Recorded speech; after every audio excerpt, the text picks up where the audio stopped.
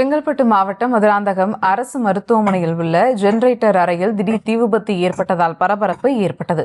கூடுதல் விவரங்களோடு இணைகிறார் செய்தியாளர் அருண்குமார். வணக்கம் அருண்குமார். தீ தற்போது முழுமையாக அணைக்கப்பட்டு விட்டதா? விவரங்கள். வணக்கம். செங்கல்பட்டு மாவட்டம் மதுராந்தகம் நகர் பகுதியில் செயல்பட்டு வரும் அரசு மருத்துவமனையில் இன்று திடீரென ஜெனரேட்டர் அறையில் தீ விபத்தானது ஏற்பட்டதால் அப்பகுதியில் பரபரப்பான சூழலானது ஏற்பட்டது.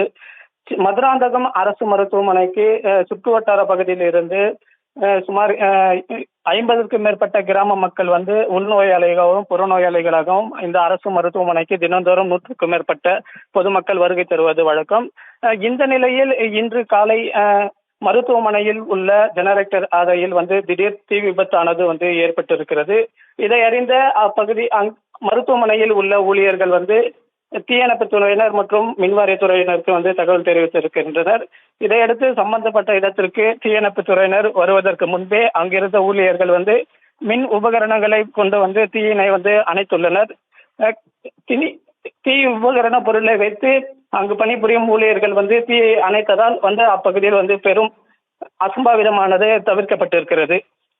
மேலும் இந்த தீ விபத்து குறித்து மதுராந்தகம் போலீசார் வழக்கு பதிவு செய்து விசாரணையானது மேற்கொண்டு வருகின்றனர். விவரங்களுக்கு நன்றி அருண்குமார்.